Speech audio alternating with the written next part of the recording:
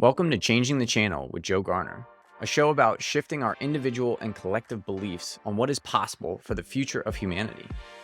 As our understanding of how our reality continues to shift, we are at a point of reunification between science and spirituality. What does the world look like when we break free from the generational trauma that has kept most humans playing small for thousands of years and step into our full power as the co-creators of this reality? I always ask that you keep an open mind with this podcast. Ask yourself what resonates with my truth at this time and what does not. Respect your intuition, but see if you can get through the whole show because there might be that little nugget buried deep in the conversation that unlocks something for you. Welcome everyone back to Changing the Channel. I am joined by Tom Myers. He is an osteopath, body-centered stress coach, well-being futurist, space enthusiast, TEDx organizer, and author of Futurize Yourself and the Future's Effect. Tom's mission is to empower you to flourish and thrive in the body, the mind, the spirit, in this fast-changing, uncertain, and challenging world. So welcome to the show, Tom. Thanks for coming on. Thank you very much for inviting me. I'm really excited to see where our conversations leads to. Yes, I am as well. I woke up this morning excited for this conversation. So let's just get a little bit of background on you. What was the journey like from osteopathy to writing books about how to futurize yourself? Well, and not to forget the step before, I was actually trained as a chef a long time ago and worked for years into catering as a waiter and a sommelier, even on cruise ships. When I came back to Belgium after 8 years of meandering around the world, discovering different places and working different places, a friend of mine suggested to open a delicatessen shop, selling charcuterie, cheese, wine. And I thought it was like a gift from the gods. That's it. From, hey, Tom, this is your path. This is your future. Your friend has a lot of success. And I saw his beautiful car, his beautiful wife, his beautiful house, the kid, the society. And I said, yes, after everything I've done, I had nothing to show, but this was going to bring me into the level that I wanted and aspired to. But 2 months after opening the shop, I came down with a suicidal depression. I was not in my element at all. But the question was, what was my element? I had never really asked that question. I just went from life, from one opportunity to the other, never really questioning where I was going, never really questioning if it was good for me or not. And so I hit really rock bottom. My shop was not working. I was not working. And luckily, the pharmacist that a few doors down that I had befriended, that came in one day and says, "From here, Tom, here is a phone number and a name. Call her. She will help you." And I was like, I don't need help. Help, that's for losers. That's for people that are, that are sick. Like my mother has always been a very ill person with a lot of need of psychiatry and psychology and being interned for quite a few months, sometimes at a time. And I couldn't, I did not see myself as her, needing that kind of help. But it seems that it's up to you.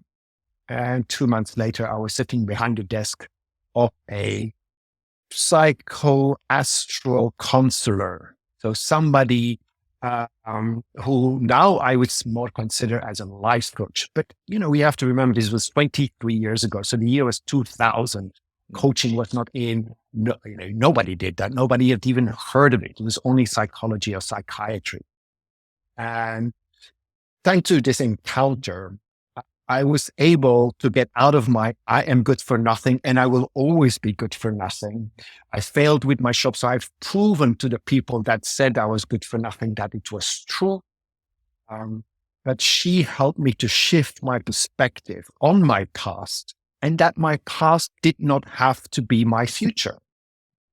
And she helped me also to, with her questioning and homework, to find what was my real potential that I had been born with. And at 29, started to protest and say, well, I want to be heard. I want to be developed and to give that potential a future. So I was selling charcuterie and cheese. I was trained as a chef. And in me, there was a therapist, communicator, a teacher, a researcher, and a traveler that wanted to manifest. So what was I doing in my shop? I had literally imprisoned myself between four walls while my spirit needed freedom. And so once I discovered that about me, she asked, okay, now, Tom, I want you to design an ideal day in 10 years' time. You say, I wake up and. And so when I went home with that question and thinking, wow, this realization that this therapist in me, what am I doing? Wouldn't life make more sense if I put my potential into an ongoing reality? And so I started to write a story to imagine or envisage what my combined potential could become. And that became, I'm a therapist who has developed his own approach, who has written a book about it, and is asked around the world to give presentations and workshops. So this was my 5, base archetypal potential within a future that I thought from, okay, if I realize that, I probably will feel what I want to feel, to be more content, fulfilled, and healthy, and also fulfill the aspirations of, having a good future, of evolve as a person, I was not feeling that. And I thought I would never get that. And slowly but surely, this is how I then went into therapy, manual therapy specifically, and eventually, wanting to know more and something more academic, entered into osteopathy because that was the choice that I felt most connected with and had already been treated by in the previous life. In my previous life, I mean before 30. And the other option was Chinese medicine, traditional Chinese medicine. But I had never really, I didn't even know what that really was about. I had some ideas, but I didn't feel the connection. With osteopathy, I had already the connection. And so that's how I, in a very brief way, saying from how I transform. And I love it. So you change your perspective and change your life is your quote, right? And mine is, so change your story. So I changed my story and changed my future. I change your future. It's I love this resemblance between our two, statements that we have for ourselves. So, It is, yeah. It feels like a very congruent idea between the two of our perspectives, basically. Indeed. So, finally, a place for listeners to gather and share. Join the Ascension Update Substack for messages and updates from our brothers and sisters helping with the Ascension, articles on the future of humanity, and a Q&A where you can ask my guides anything you would like. This is the hub for everything Ascension-related. Click the link in the show notes or go to joegarner.substack.com to stay at the leading edge of this movement. And now, back to the show. Tell us a little bit more about what the future effect is. Well, most of the people are very afraid of the future. And, when they look at the future, they don't know what they're going to get. And they still are a bit stuck with this. Life is like a box of chocolates. You never know what you're going to get. Or that change is the only constant. And that's, of course, all not true. Life is not like a box of chocolates. You never know what you're going to get. It's not a tabula rasa. It's not a clean slate. We can already predict certain futures and scenario of the future. And of course, by projecting and be a little bit more into foresight. Okay? So imagining what one wants and bringing it into the present, okay, changes your aim, changes the direction, or because of course the future is made by your decisions, choices, and actions, right? That influences the future. So are we doing things at random? Then of course we need to also deal with the consequences of that. Or are we choosing a direction instead of being pushed into one? This is the futures effect. The futures effect is the benefits you get by creating a future. So that means giving yourself a direction on purpose. And on purpose, if you can do it based on your potential and what I call the DNA of your future, DNA of your future is a structure, does not alter. Find that what does not change in your life. What do you want to feel? Your aspirations, your potential. Then to envisage the future and let yourself be pulled forward by it. Instead of that, copy pasting the past and being too much influenced by the limitations of our past. In a fast changing world, the past is a good teacher. It's lessons, yes. But 10 years, even let's say a year ago, generative AI did not exist in our lives. And this year, boom, it's there and it's influencing us. So we don't have any, if we're going to still base our lives on the past, then of course we're not going to follow. Yeah? So it's also about giving you the authority to dream, but dream on purpose. So basing your dream on what can be dreamt into reality.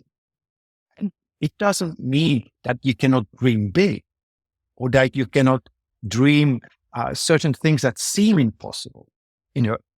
To be honest, from selling charcuterie and cheese to imagining to be a global therapist and a thought leader, that was a dream that I said I might have the potential, but no, never.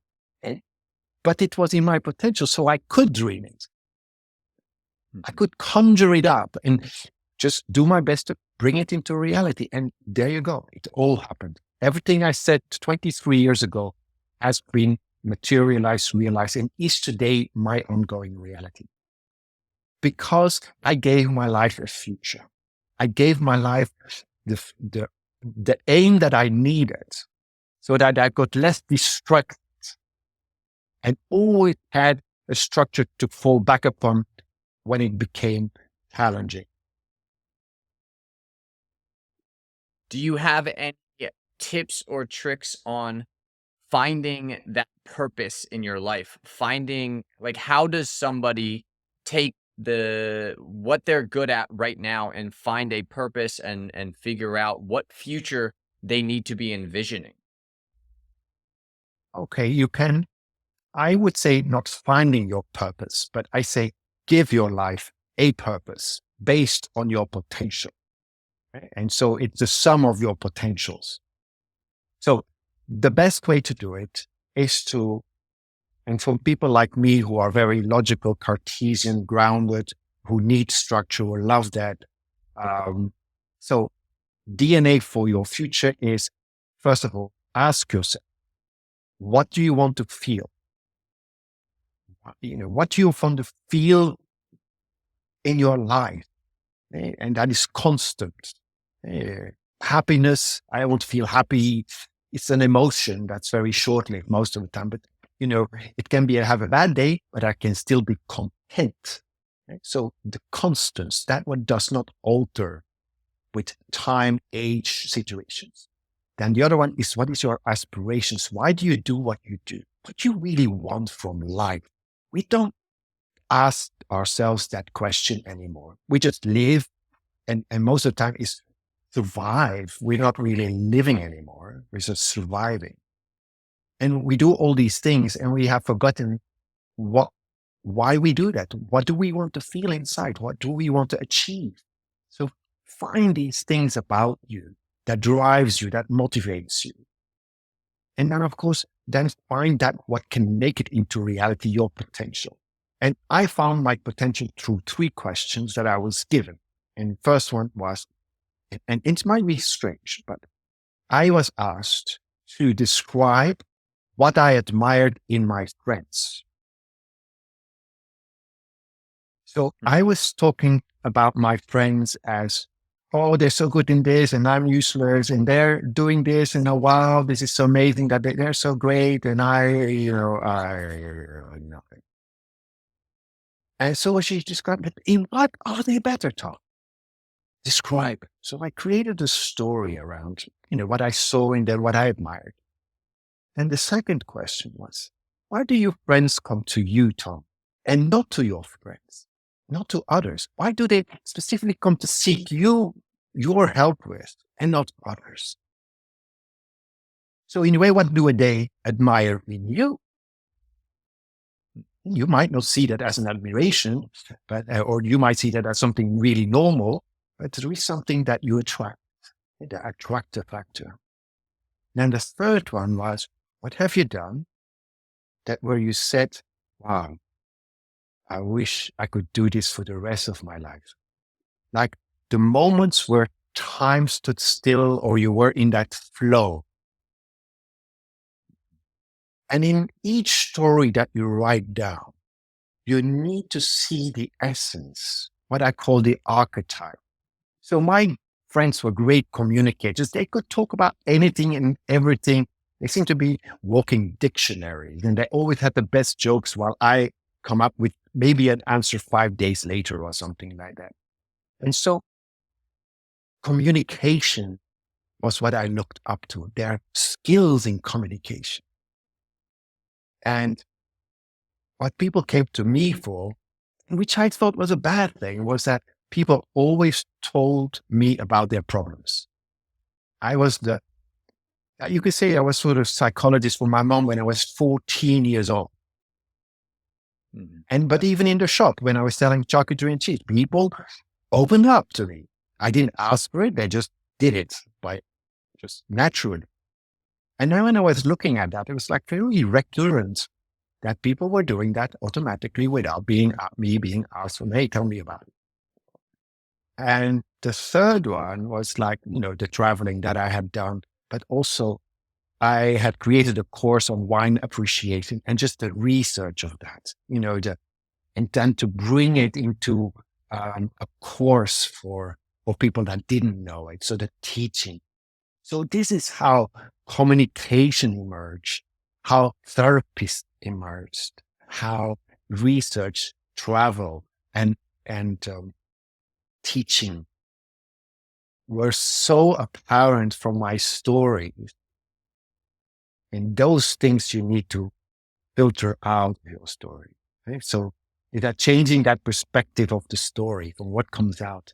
Okay? Because I thought as a therapist, people came to talk about their problems, but I thought that was bad. Go to Tom and you can deposit all your problems there. So I thought I was like the bin for problems. People just load it off. And, I didn't see anything positive about that. I was like a mug. And then she said, but change your perspective. Look at it this way, Tom. People naturally trust you. People naturally find confidence. It's a strength. It's what you exude. It's within you. And this is how that DNA of mine got created and how I would advise people just to take it on and say, well, hey, I'll give this a try. What does not alter? So because your potential today, my potential as a therapist is expressed as being an osteopath and a body-centered stress coach, but I will always be a therapist. So when I'm 80 in a retirement home, I will be listening again to the nurses, to my, fellow residents, and I be my therapist, but it will be expressed in a different way. And I Yeah. asked my patients here as well, 80, 90, do you want to be content, fulfilled, and healthy? Of course. Do you have aspirations? Of course. It does not alter. And so that's the first basis. And from then you can project, what can this become? How would I like to fulfill this? So that I wake up one day and I feel content, fulfilled, and healthy, and I realize my aspirations and that you're in it. This is my Yeah. advice. This is powerful stuff. So it very much aligns with a lot of the spiritual coaches that I've had on, aiming for thriving in your life and figuring out what that thriving looks like, and then creating it, then willing it into existence, because that's what the power of humans are able to do. We can take ideas and bring them into material reality, into existence, into this physical existence, and that's a very strong suit for humans. And I think having, again, I'm very, Cartesian as well, very in the left brain. There has to be kind of structure around how things operate. And in that structure, I get lost when I go into trying to think about what the future looks like a little bit, and having a structure around that. And that's what my coach has been doing for me, has been putting a structure around, okay, here's what the future can look like. Here's your strengths. Here's what you're on earth to do. And then ex getting an executable plan so that we can envision this future and allow it to materialize into my life. And again, it's designed around me being joyful, peaceful, and happy, not necessarily me changing the world or making the biggest impact that I possibly can. It's okay, what would fulfill me in this lifetime for this go around on this planet? Yeah. And it's about giving. Yeah. So it's not about finding your purpose, but giving your life a purpose. Okay? And to, by doing that and then bringing it into an ongoing reality, um, I say to flourish and thrive. Flourishing is you as a person. Okay? So it's an inner experience that also goes outside with others. And thriving is more the economic part as well. Okay? So in the society, that you uh, have the life that you wish yourself to be, safe, loved, and, economically viable. Okay? So flourishing is from within. It's a feeling, it's a sense of inner development. Thriving is, really more the economic, societal aspect of evolution Yeah. and of conscious evolution. Is, of course, that we must do this unconsciously, because our body's ancient programming is too slow to follow the rate of change that our culture is currently undergoing. So let's talk a little bit more about that idea, because I think that's a fascinating one. So the speed at which culture, the speed at which technology, the speed at which society is evolving is seems to be on an exponential path. Like you said, a year ago, we didn't have generative AI. Now we do. It's changing how we're doing things. So how can we keep up biologically with the change of society at this exponential rate? Yeah. So there is a conflict between what I call biology and culture. Biology is too slow. And as you say, it's not seemingly, it is an exponential change that we are going through, with some of the futurists saying that in the next 10 years, we will have more change than the last 300 years. So of course, we intergenerational change, our DNA or our evolution is not made for that. And so my question was, about thinking about this. So how can we then help? Can we help evolution, our automatic, autonomous evolution, to evolve so that it can be better and more resilient with the outside world, with the culture. And it's yes. And the example that I would like to give is that digestion is autonomous, but you need to eat and drink. Okay? So there is a part autonomous and there is a part you need to do. And I think this is exactly the same thing what we need to do. We need to start taking our lives into a certain direction and then helping our evolution and giving it a helping hand, so to speak. And we can do that because when you have genetics, you also have epigenetics.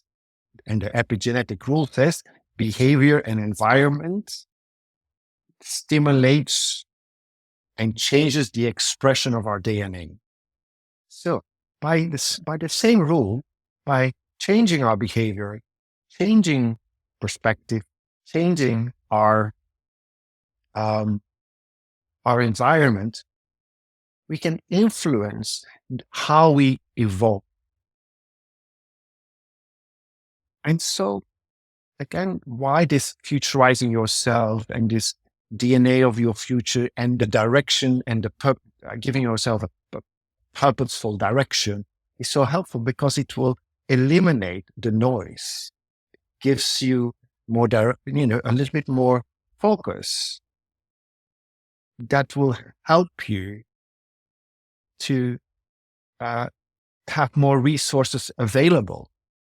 When you're in your element, your resources are broader and wider and more potent than when you're doing something that is out of your element, right? So, and this is how we're going to help ourselves to evolve. And probably also, if you start looking at the scenarios of the future, or this is going to happen or that, how is this going to affect my job? And so, for example, replaced by robot.info, I think it is. You can look up if your job is going to be automated or not. And then when you see it's more than 50%, then I would start thinking about, can I learn? So when that happens, then I'm ready for the next, for another job, or to upskill or reskill, depending on what your field is. And I'm sure when you do that, that before your job is lost, you're already into the new job. Mm-hmm.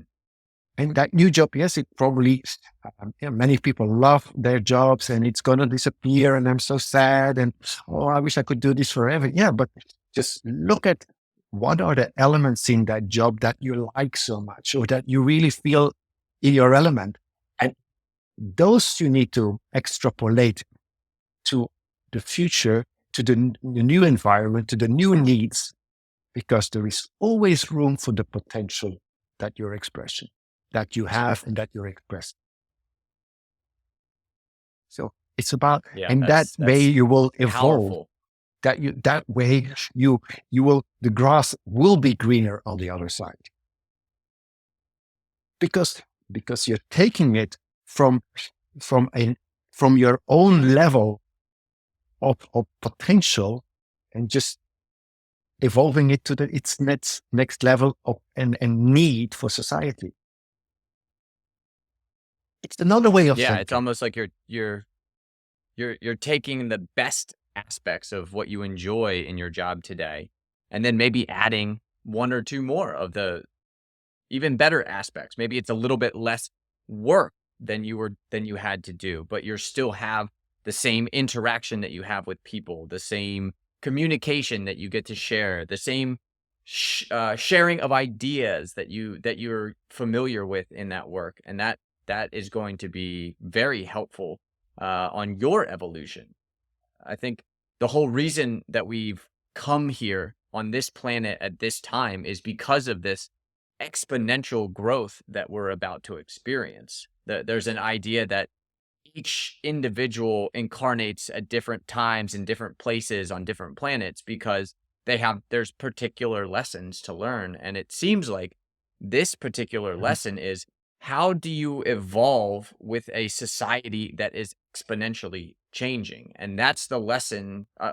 Not that we're all here to learn the same lesson, but a very broad idea is that we're all here to understand what it's like to go through this exponential shift in a society. And again, from my perspective, that shift is both on a technological, on a philosophical, and on a spiritual aspect. We're evolving, and we have to, in order to keep up with the technology and the shifting society, we also have to continue to evolve on a spiritual level. And that Yes. spiritual level just means understanding the interconnectedness of all of us, understanding that we're all energy experiencing a separation, because that's how we learn. But fundamentally, at the lowest level of existence, we are all just energy that can be tied back to the same source, the same God, the same universe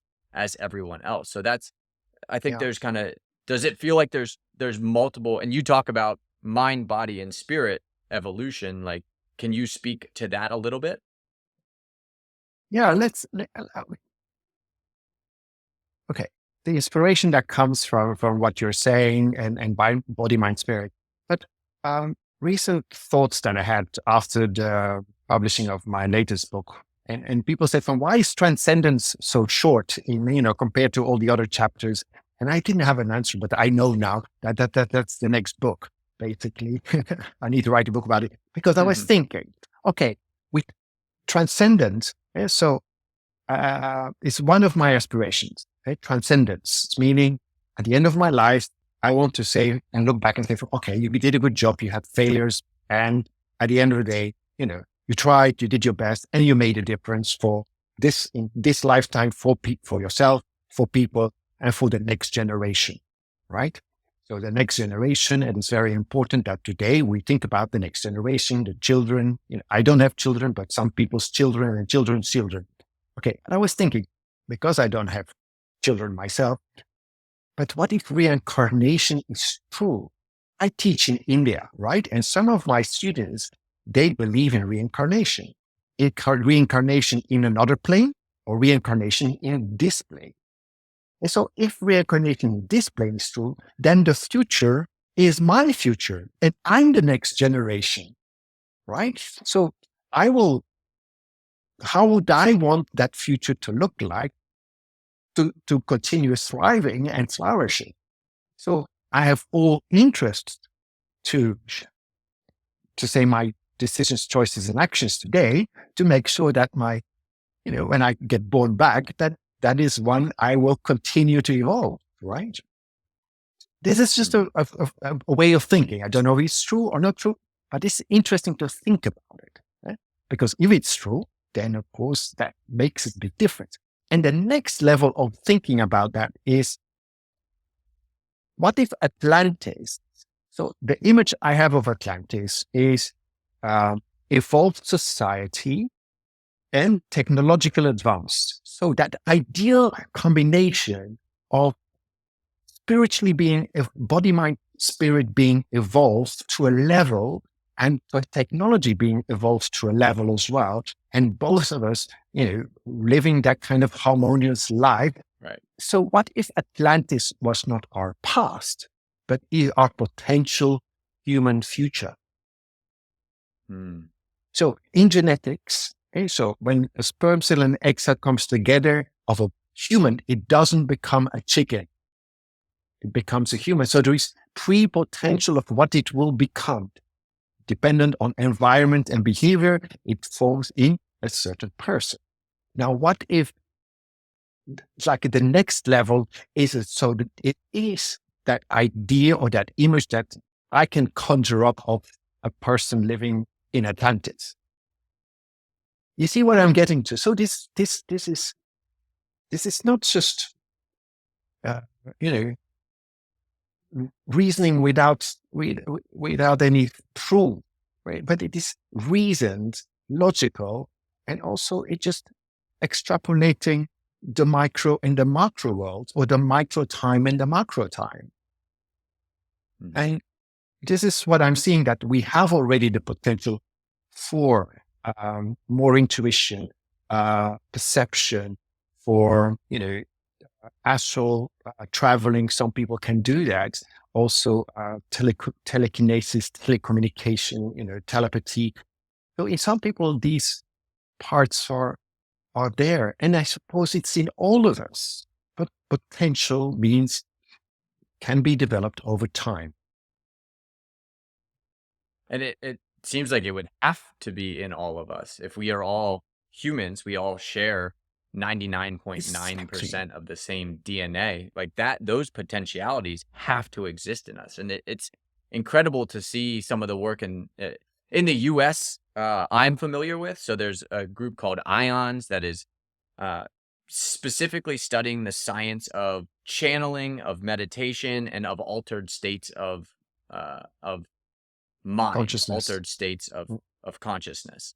And they, it's a very scientific base. They are only using doctorate, PhD researchers that are researching these ideas, and the findings are remarkable. The fact that many thousands of humans are able to, like you said, they're able to astral travel, they're able to channel information, they're able to connect with people thousands of miles away and be able to describe the scene that they're seeing directly. And it's not perfect, and we're obviously in our infancy of this ability, but it's an evolution. And from what some people say about their children, the kids that are coming in today have this ability even stronger than anyone in my generation and your generation. Yes. The next generation has these abilities even stronger. And that's a very interesting thought that we need to start kind of, I think, working into how we're building society, right? And maybe that's what people are doing at the very highest levels. And it doesn't make sense for people who aren't experiencing that reality. So there's kind of this bifurcation of consciousness on the planet. You've got people who believe that these new abilities are a potential for humanity, and then there's the people that don't necessarily believe that. And we're kind of bifurcating what we believe the future to be. So it's an interesting time for sure for humanity. The humanist or the transhumanist split. And so, because I believe profoundly that once you start putting technology in the body that is executive, then that weakens your DNA, right? That's just obvious. And that is going to go to a next generation. So that is impoverishing future generations, and not maybe the next one, but 2-3 generations later, they will suffer from that. If you start tampering with let's say, taking away potential from our DNA, rather than to develop it to its next level of expression. Right. And maybe it's not even taking it away. It's just altering it. And through epigenetics, the more that you alter the environment, the more your DNA is going to react. And it does seem that the more that we input technology into our physical existence, and I think there's also an idea that the natural ability of the body to maintain itself is guided by some type of intelligence, whether that's consciousness or just the information that's inside the DNA that has, again, our DNA has an evolutionary track all the way back to, at least on this planet, back to the first zygote that came about into existence. So it has an intelligence of a few billion years that a technology doesn't have access to, right? A non-natural technology doesn't necessarily have access to the intelligence of all of the evolutionary intelligence that's inside of our body.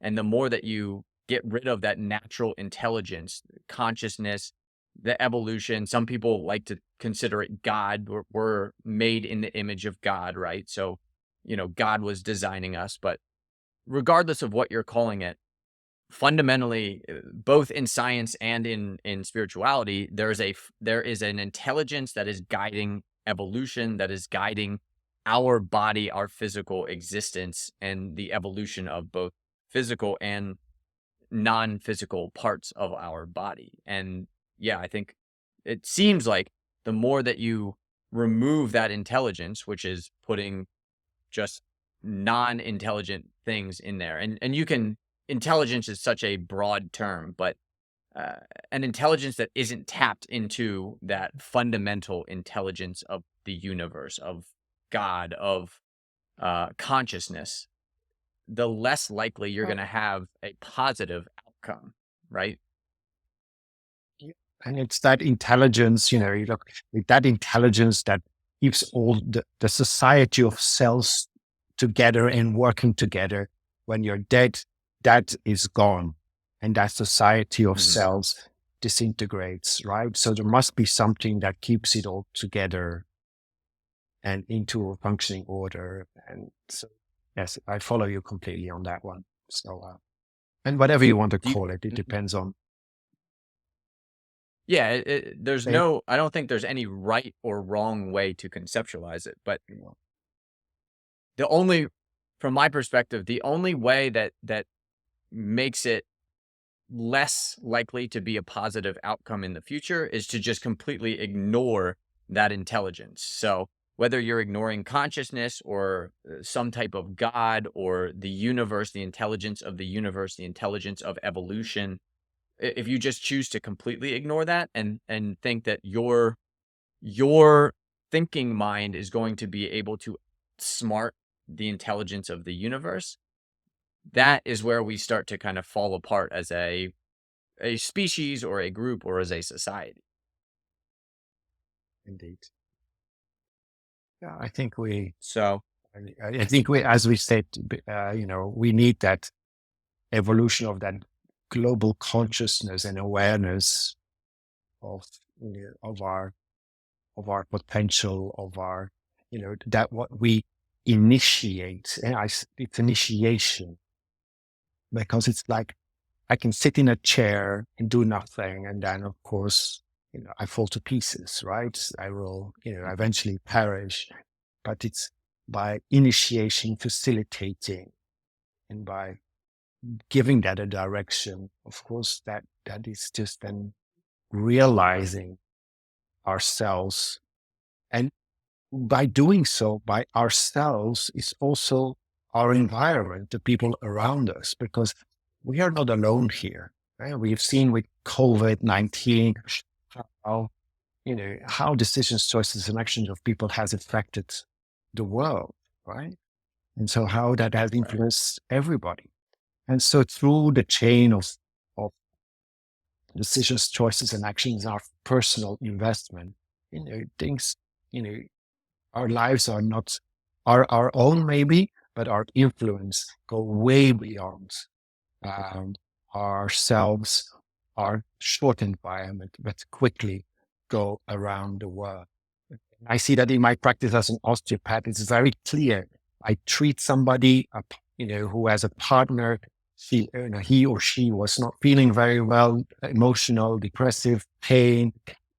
She has a partner, or he has a partner that is then feeling, not so well because of the concerns. And then when you lift that, when you shift the body into the mode of healing and happiness and again radiance, then the partner has the kind of again feels better, and then this partner gives a call to Australia or New Zealand or South Africa or America, and then the effect of that voice and of the interaction of that person that feels less stressed and feels less worried about his partner suddenly changes the conversation, the intention, and the vibration in his voice, and that affects somebody in the all around the world, and it goes on and on and on. And so mm, I see that in my field of work, so obvious how fast I am around the world by just treating one person at a time. So yeah, Yeah, we are all exactly. connected. We are all connected. That is 100% true. So I have one thought experiment for you. I was meditating this morning. As we become a global society, as we're moving towards this global society, there's a push for individualism. There's a push for, you know, basically one idea, one confounding idea. And this is what's happened over all of history. You've had a whole bunch of individuals that make up a country, or a whole bunch of individuals that make up a kingdom, and they're united by the idea of that kingdom, that country. Now we're moving towards this global society. Do you see an imperative need for a global idea of who we are fundamentally, like that each human is a part of this global civilization, not in a top-down authoritarian, you are all this thing, but we're all individuals. We're all pursuing our happiness, our peace, our joy in whatever fashion we're able to do that. But we also have this purview of, well, I'm a global citizen. I'm a part of something much, much larger than me. And if we do need that, do you have any idea of how we move our society towards that?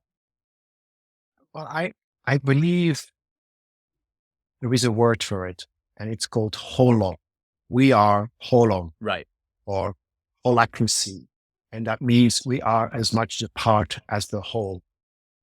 And I think we just should be more aware of that reality, that we are a part and a whole at the same time. And in many ways, as you said in the introduction, I'm a space enthusiast. And the more people that will have a view of the world, because you say global, and I say, but we are going to be a species that is going to travel to other worlds very soon. So it's the world is not the oyster anymore. We are, and the sky is not the limit anymore. And so we go beyond that. We are already beyond that. Some people are living above, right? And so when we're starting to look at the world from that kind of overview perspective, then of course we will see how how we are the holon. And so the more people that are going to bring this experience down, the more that we are also going to take more into account that we are a holon, part and whole. The only reflection I have and concern is that the more stress we get, the more we become focused on me, the individual, away from the whole. The more we become selfish, our time perception changes, our rationality changes, our behavior changes to the protection of me.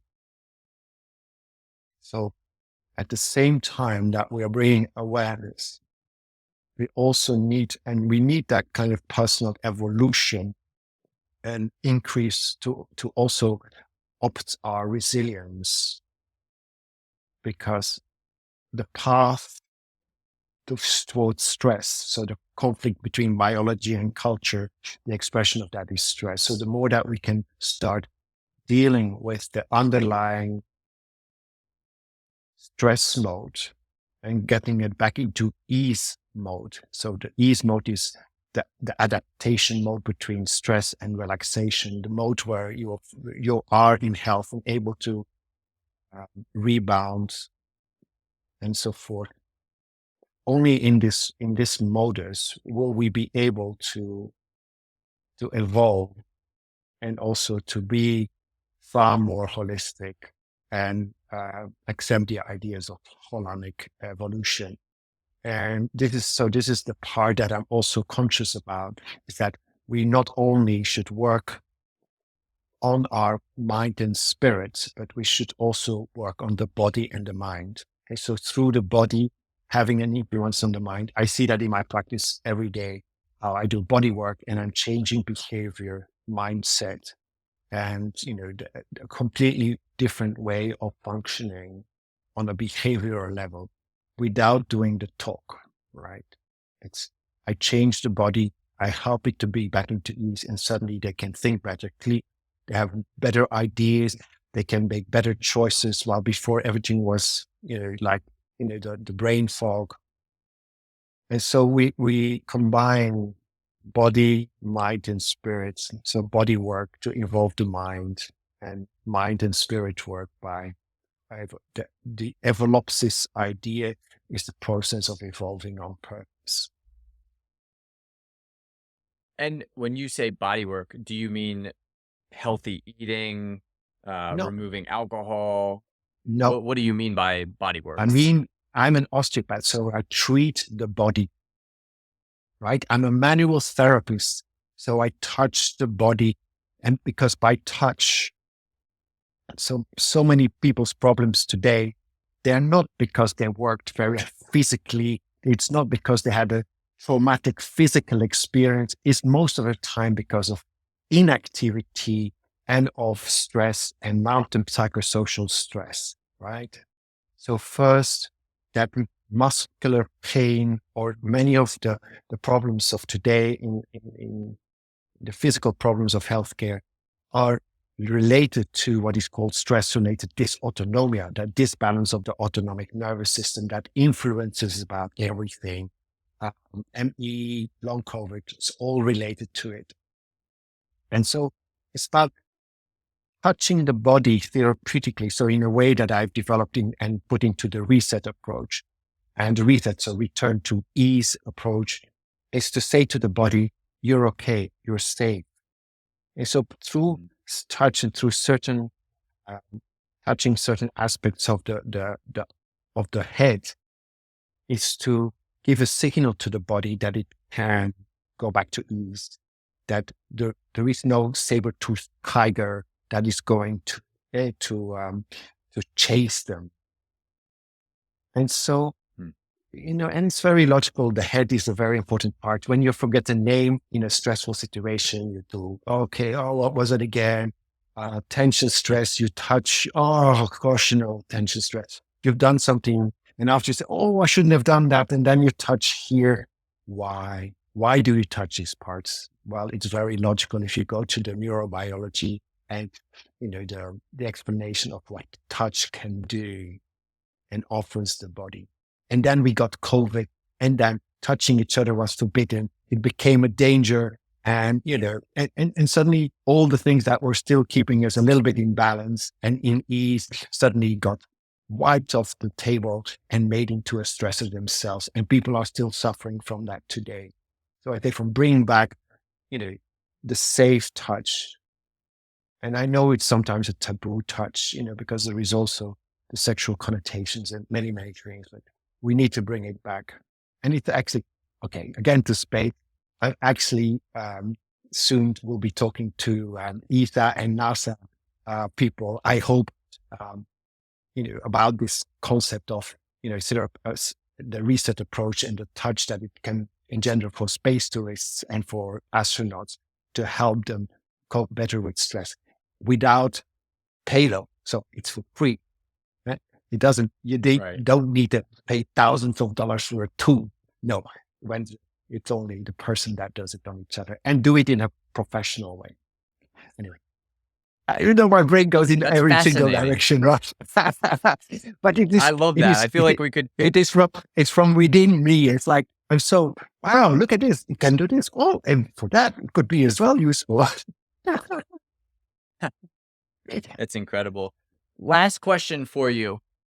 Do you have, what are your daily practices to stay in ease, to stay in this state that you have found? I don't. No daily practices, no meditation, no nothing. No. That's fascinating. You're just living your life every single day in that high vibe No, aspect not every because you've day. created Not it. every day. Not every day. I get downs as well. But my life is my life is the meditation. My life is is constructed in a way that I do what I love doing. Mm. And yes, I could do with a little bit more physical exercise because, I'm 53, right? After 50, the body starts to react differently. It starts to recuperate less. And I did a little bit more of cardio and I did do a little bit more of muscular. So I bought myself a bar that I now and then do. But I don't have this kind of set rule or something that I do regularly. I don't function like that. I get bored easily, so I need variety. And so I'm always discovering new things that I can do to just help me. I suppose the Yeah, only thing that really matters is that I live 5 kilometers from here and I come by my bike, right? Or at least that I have some kind of transport. I don't like sport, but I do transport. Okay? So that gives me still some exercise, 30 minutes a day maximum. So that's probably the only and thing that I that's, really do. I think 30 minutes has been pretty much proven the amount of exercise that you need each day. There's Tim Ferriss has 30, 30, 30. So essentially within 30 minutes of waking up, you eat 30 grams of protein and you get 30 minutes of exercise every single day. And that's all you have to do to keep the body fairly well regulated from disease, from anxiety, from anything that would negatively affect the body like that. But So it's a spontaneously, I'm fascinating doing thing. well, but Yeah, I don't right. think about it. It's like this is part of life, of Just my is. life. Yeah, it just is. Yeah. Well, I hope we can all aspire to design and build a life as aligned as yours. So I really appreciate you coming on the show today, Tom, and sharing your wisdom and everything that you're sharing with the world. For those who are looking to read your book or get in touch with you, what's the best way to connect with you in those manner? Yeah. You can find me on LinkedIn or www.futurizeyourselves.com. There is also myerstom.com, where you find all the links to all the different pages and all the activities that I do.